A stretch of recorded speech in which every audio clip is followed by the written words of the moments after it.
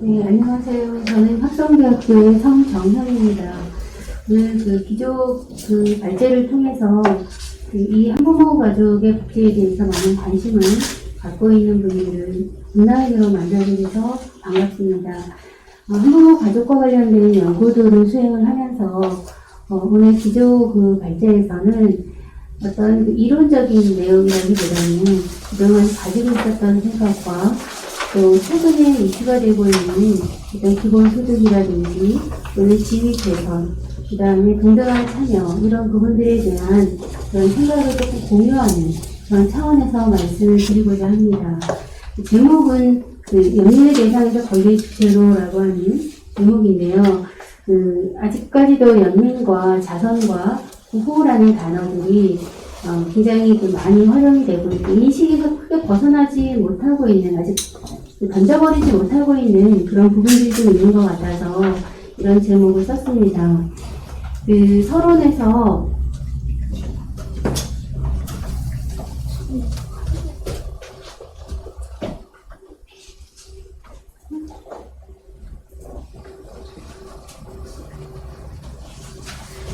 서론에서 제가 이제 첫 화두로 지금까지 수십 년 동안 한부모 가족을 대상으로 이어져 왔던 여러 가지 자선이나 구호, 그리고 최근에 어떤 권리에 관한 이런 부분들이 다 뒤섞여 있다라고 말씀을 드린 거는 지금 한부모 가족들이 당면하고 있는 현실, 그리고 이미 오래전에 사회권에 대한 그런 논의들을 했음에도 불구하고 여전히 크게 벗어나지 않은 그런 사회권에 관한 이야기들을 해야 되는 지금의 현실들을 반영하는 그런 내용이라고 볼 수가 있을 것 같습니다. 그래도 최근에 이 코로나19 상황이 물론 악재이긴 하지만 긴급 재난지원금과 그런 부분들, 또 청년수당 이런 부분들을 통해서 보편적인 복지의 논쟁을 일으키기도 했던 그런 적이 있습니다. 즉 이와 같은 사실들을 통해서 볼 때 복지는 어디에서도 사실은 떼어낼 수 없는 우리 일상과 굉장히 밀접한 굉장히 중요한 대대 담론이다라고 볼 수가 있을 것 같습니다. 그러나 이런 상황이 오기까지 사실은 그렇게 평탄하게 지금 이 대대 담론까지 온 거는 아니죠. 복지가 가지고 있는 어떤 태생적인 어려움이라든지 또는 어떤 한계, 재원의 문제 이런 부분들 때문에 사실은 지금 사회권이나 돌봄의 어떤 권리, 가족권 이런 것들을 얘기하기까지 가족이 정상이냐 아니냐라고 하는 그런 정상적인 가족이라고 하는 개념을 규범화한다든지 또 복지의 예산이 굉장히 많이 늘어나면서 서비스에 대한 어떤 재화나 서비스, 복지 재화나 서비스 이런 부분들을 생산해내고 이런 데 있어서 과연 얼마가 들어갔고 어느 만큼의 효과가 있었느냐라고 하는 이런 복지의 금융화라고 하는 것들을 강화시키는 이런 현상들도 있었고 소득이나 이런 소득 불평등이나 양극화라고 하는 이런 부작용들도 훨씬 더 많이 나타났다. 그리고 역시 사각지대도 굉장히 많이 증가하고 있다라고 하는 그런 비판들도 제기가 되고 있는 실정이라고 볼 수가 있습니다. 이런 문제들로 인해서 사실은 인간다운 생활을 할 수 있는 제반 모든 권리를 포함하는 사회권으로서의 복지가 이제는 굉장히 중요한 화두가 되어가고 있고 보편화되는 이전보다는 그런 방향으로 나아가고 있지만 정작 복지 서비스가 필요한 많은 사람들은 여전히 사회적 배제와 낙인이라고 하는 굴레에서 벗어나지 못하고 있는 그런 실정이라고 볼 수가 있습니다. 그렇기 때문에 우리가 이전보다는 많은 재원들, 예산을 집행을 하고 있긴 하지만 가장 근본적으로 고려해야 될 상황들은 이제는 더 이상 이제 어떤 현성장 후분배 이런 차원의 논의가 아니라 진정한 의미에서의 삶의 질을 향상하는 데 기여했는가, 지금 복지가 그런 차원으로 나아가고 있는가, 그래서 진정하게 인간의 기본권, 사회권이라고 하는 부분들을 담보해내고 있는가라고 하는 부분에서 한번 고민을 해볼 필요가 있다고 생각을 합니다. 이런 부분들, 이런 이유들로 인해서 정부가 예산이나 정책이나 서비스를 지원하고 있는데 그 이면에 그런 것들을 실행하는 데 있어서 상당히 많은 영향을 미치고 있는 어떤 그 정책의 기조, 즉 이념이라고 볼 수가 있는데요. 그런 것들은 어떤 것들이 있으며 시대적으로 어떻게 달라져 왔는가, 그리고 그것이 사각지대에 놓인 많은 한부모 가족들에게 어떻게 영향을 미쳤는가라고 하는 부분에 대해서 좀 살펴볼 필요가 있겠다라는 생각이 들어서 이후에 그 장에서는 생활보호법에서부터 시작해서 한부모가족지원법, 그리고 지금 논의가 되고 있는 부분들에 대해서 간단하게 말씀을 드리고자 합니다. 먼저 한부모가족 복지 관련 제도의 변화라고 하는 부분에서는요, 이미 많이들 아실 겁니다. 생활보호법, 아동복지법이 먼저 생기고, 아동복지법을 기반해서 모자보호시설이라든지 이런 데 입소하는 그런 역사가 있었고요. 그 다음에 한국 전쟁을 통해서 너무나 많은 전쟁, 이제 미망이라는 단어가 적절치는 않은데요. 많은 한부모 가족들이 생겨나고, 그 이전에는 전혀 공적인 영역에서 일하지 않고, 노동을 하지 않고 가사 전담자로서 규정되어 왔던 그 많은 한부모들, 약 50만이나 되는 그 전쟁으로 인한 한부모들이, 부양자가 없이 험난한 세상을 살아가고 아이들을 키워야 되는 그런 현실에 당면하게 됐을 때, 국가가 정말 남편을 잃었는데 해준 것이 아무것도 없는 그런 현실들에 대해서 국가가 보상을 해야 된다, 국가 지원을 해야 된다 라고 하는 이런 목소리들이 높아지면서 생활보호법이 생겨나게 됐고, 그러면서 한부모 가족 복지 시설들이 조금씩 늘어나게 되고, 또 개인적으로도 복지 시설들을 운영할 수 있는 그런 상황으로 법이 바뀌면서 지금에 이르는 많은 시설들이 늘어나게 되는 그런 역사들이 있었는데, 당시에는 정말 헌신적인 어머니였다는 거죠. 그 이전에는 그야말로 희생하는 모성 이데올로기의 전통적인 그런 헌신적인 어머니였다라고 볼 수가 있는데, 그 이후로는 혼자가 되었기 때문에 정말 심지어는 운수업이라든지 광업이라든지 또는 광주리 노점상이라든지 안 하면 안 되는, 여성과 남성의 약간의 차이가 있는데 당장 정말 몇 푼이라도 벌어야지 자식들에게 공부는 고사하고 먹기 어떤 기본 의식주라도 챙겨줘야 되는 이런 현실이 되다 보니까 강인한 어머니로서의 이미지가 됐고, 그거는 국가가 한부모 가족 스스로 일정 정도는 책임을 져야 되고, 그걸 전제로 할 때 일정 정도 어떤 보완적인 차원에서, 보충적인 차원에서의 복지 서비스가 가능하다라고 하는 전제가 깔려 있었기 때문에, 어머니들 스스로 이런 강인한 남성인지 여성인지 이 부분도 일에 있어서는 안 될 정도의 남성 일에 뛰어드는 이런 강인한 어머니로서의 이미지를 구축할 수밖에 없었다라고 볼 수가 있는데요. 그런데 이런 이미지 하나로 이렇게 좀 정형화된 것도 아니고, 밖에서 일할 때는 강인한 어머니지만 돌아와서는 희생적인 어머니고 헌신적인 어머니고, 환경에서는 정말 남편 없는 어떤 부수적인 존재로서 이런 이중 삼중의 이런 모순된 그런 어머니로서의 이미지를 갖게 만들었던 시대가 요 생활보호법 제정 전후를 맥락으로 한 전후의 그런 시기라고 볼 수 있을 것 같습니다. 시간이 많지 않아가지고요, 좀 찬찬히 말씀을 드리고 싶기는 한데, 저도 사실은 이번 페이퍼를 좀 쓰면서 사실은 한국 전쟁 이후의 어머니들의 모습을 그려낸 책이 참 희소한데요. 그 책을 보면서 정말 대단하다라고 하는 그런 생각을 했던 것 같습니다. 그 이후에 생활보호법이 만들어지고, 그 이후에 모자복지법들이 개정이 되면서, 즉 이혼이나 또는 여성의 유기나 덜거나 이런 여러 가지 이유로 여성 한부모들이 증가하기 시작을 했고, 그 부분에 대한 또 빈곤이 같이 맞물려 있고, 아동의 빈곤 문제들도 심각해지면서 사회적 관심의 대상이 되기 시작을 했습니다.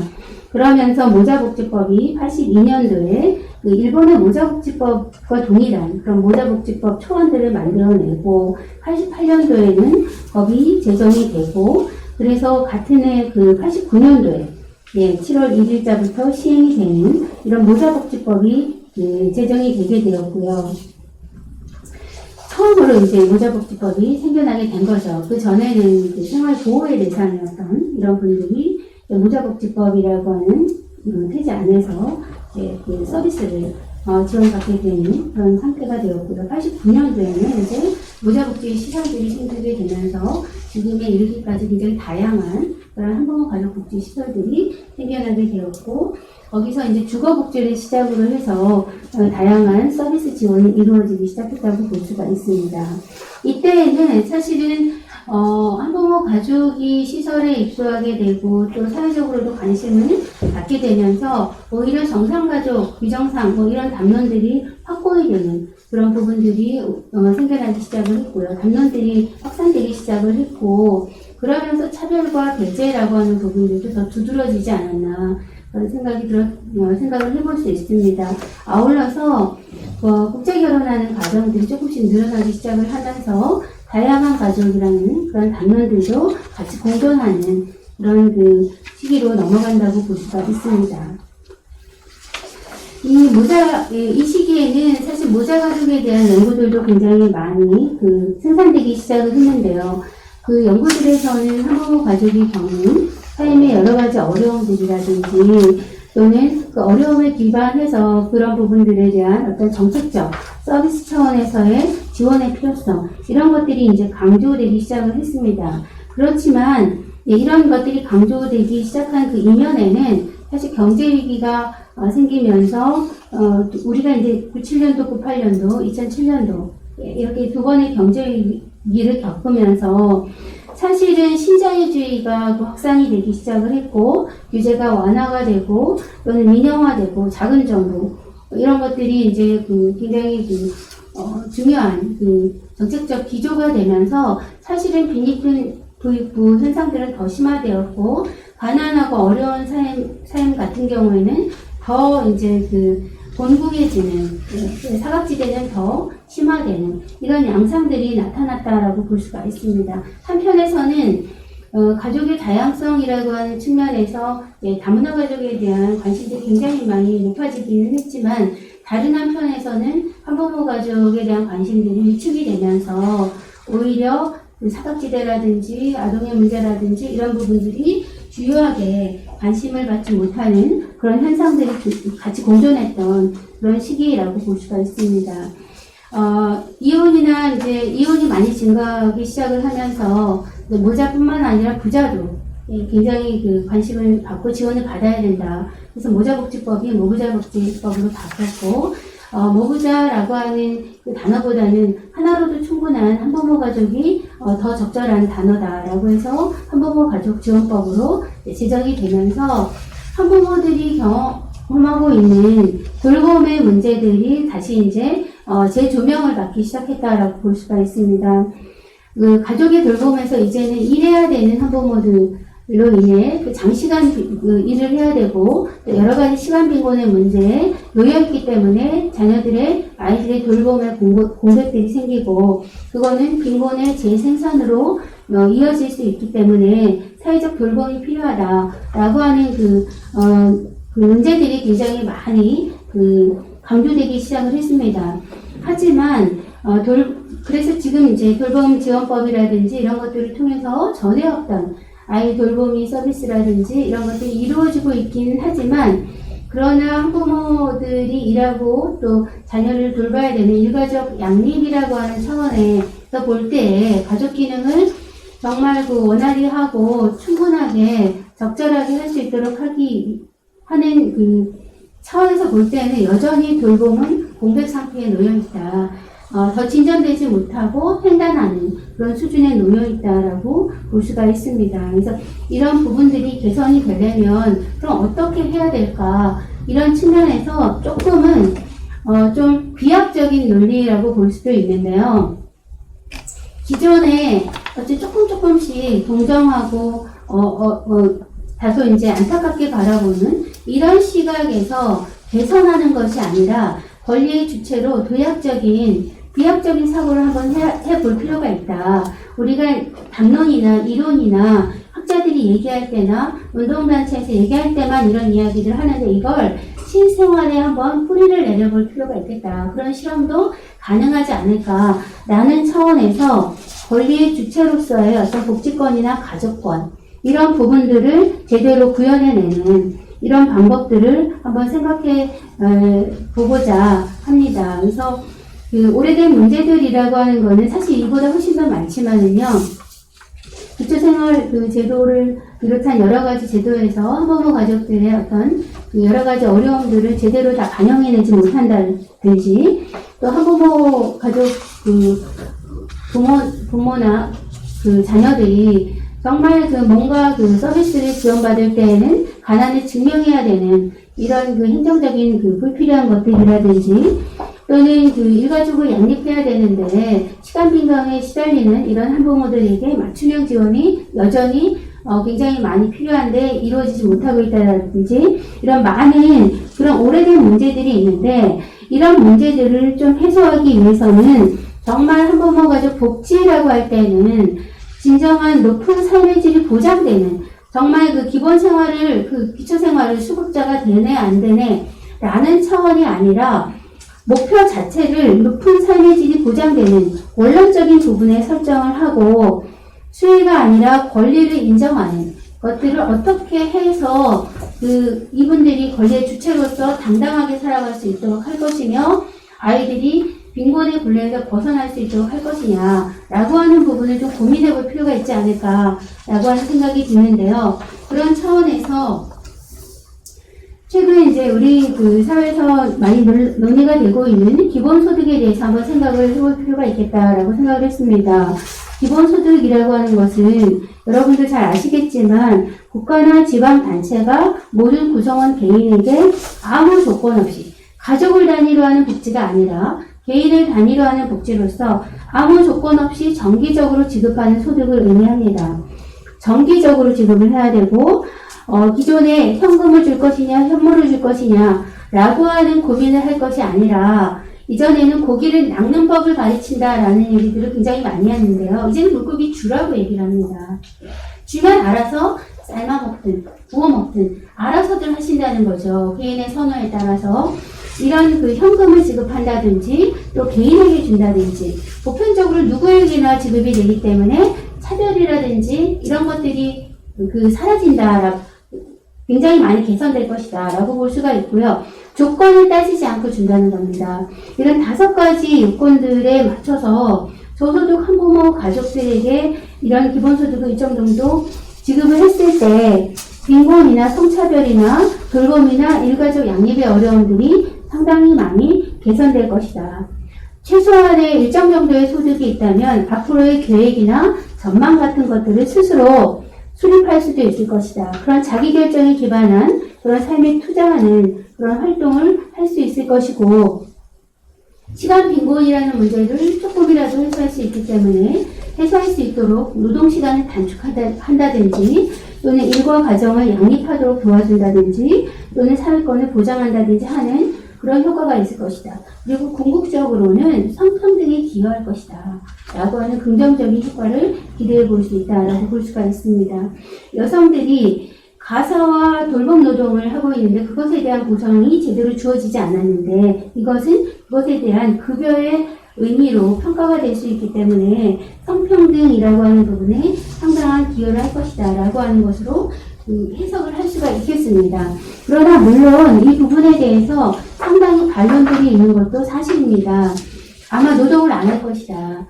좀 그 노동 의무 이행이나 이런 부분들이 잘 이루어지지 않아서 노동 윤리가 파괴될 것이다 라고 하는 그런 그 반론이나 비판도 있고요. 또 계층에 따라 다르게 나타날 것이다. 오히려 그 성별화를 고착시킬 그런 가능성도 있다. 그런 그 비판도 있습니다. 또 재원 문제에서도 그 많은 재원을 어떻게 조달할 것이냐라고 하는 반론이 있는 것은 사실입니다. 하지만 제가 볼 때는 사실 저도 그 한부모 가족에 관심을 갖고 공부하고 그 당사자들을 만나고 하는 시기는 거의 25년이 됩니다. 근데 크게 달라지지 않았어요. 한부모 그 가족이나 한부모님의 당사자들의 입장에서 볼 때는 막막한 지금의 현실들을 타개할 방법이 저는 뾰족하게 없다. 없을 것 같다. 없다고 하면 너무 절망적이고요. 없을 것 같다. 그렇기 때문에 그동안 또 주목받지 못한 아동의 어떤 빈곤 문제라든지 이런 부분에서도 크게 개선될 여지가 많지 않은 것 같다. 사회 투자의 관점에서는 좀 반론들도 있고 여러 가지 한계도 있을 수 있으나 한번 깊이 있게 논의해볼 그럴 만한 가치가 있는 것 아닌가라는 생각을 했고요. 일정 정도의 기본소득을 통해서 돌봄이나 교육을 통한 사다리 걷어차기가 아니라 사다리를 재건해주는 이런 그 효과가 있지 않을까라는 그런 생각을 해보게 됐습니다. 그래서 더 이상의 돌봄의 불이익 때문에 여성들이 유급노동을 선택을 했지만 그 역시도 경력이 단절되거나 낮은 지위로 인해서 탈빈곤하지 못하고 이런 악순환이 계속 반복되는 것들에 일정 고리를 끊으려면 저는 조금 더 이런 기본소득이나 이런 부분에 대해서 조금 더 전향적으로 생각을 해보고 이것을 통해서 평등이나 정의에 기여할 수 있도록 하는 방안들을 우리가 고민해볼 필요가 있겠다. 전체 그 한부모 가족을 대상으로 하지 않아도 다른 나라들처럼 특정 시라든지 이런 하나의 지역 단위에서 실험을 해보는 것을 한번 그 제안을 해보고 싶습니다. 그래서 저런 게 가능할까? 10년 후에 이렇게 가보면 가능해져 있는 것들이 굉장히 많더라고요. 물론 제안을 하면 10년, 20년이 걸려요. 한부모 가족의 양육비 이행이라든지 이런 부분들도 사실은 한 15년 전부터 얘기했던 것들이거든요. 이제 조금 될까 말까 하잖아요. 시간이 걸릴 수는 있지만 누군가 이야기를 꺼내고 한번 도전해보자 라고 하는 건 좀 의미가 있지 않을까. 그리고 학회이기 때문에 너무 현실만 얘기할 필요는 저는 없다고 생각을 합니다. 그런 의미에서 이런 기본소득에 대한 부분들도 한번 같이 고민을 해봤으면 좋겠고, 또 아울러서 지위 개선이나 동등한 참여라고 하는 부분들인데요. 여성 한부모, 이제 남성들도 요즘에 활동이 많아지긴 했지만 한부모 가족들이 단체를 만들고 여성 운동들을 해나가고 한부모 가족 운동들을 해나가면서 지위 개선이나 동등한 참여를 위한 많은 노력들을 하고 있습니다. 이런 것들을 조금 더 실효성 있게 개선을 하려면 부양 의무자 기준이라든지 이런 것들을 철폐해서 지위를 개선한다든지 어떤 종속의 재생산이나 이런 부분들을 개선하는데 좀 한 걸음 더 나아가도록 해야 되지 않을까라는 생각이 듭니다. 마지막으로 연민에서 권리의 주체로라는 제목으로 마지막으로 조금 정리해서 말씀을 드리면 지금까지 말씀드린 이 많은 이런 내용들은 정말 사회 돌봄을 통해서 가족권이 향유할 수 있도록 할 때 권리의 주체가 될 수 있다. 그렇게 하기 위해서는 계급이나 경제적인 계급이라든지 낮은 지위라든지 이런 것들이 해소가 되어야 되고 해소가 되도록 하기 위해서는 법과 제도 안에서 권리 기반의 어떤 정책들을 만들어내는 것이 굉장히 중요하다. 네. 그런 차원에서 깊이 있게 다시 이제 저희들이 이런 권리의 문제들에 시발점을 두고 한번 한부모 가족의 문제들을 조금 논의해가는 그런 장이 마련되고 그 시작을 다시 한번 저희가 환기해서 연구를 해나갔으면 좋겠다라는 생각이 듭니다. 예. 이상으로 제 말씀을 마치도록 하겠습니다.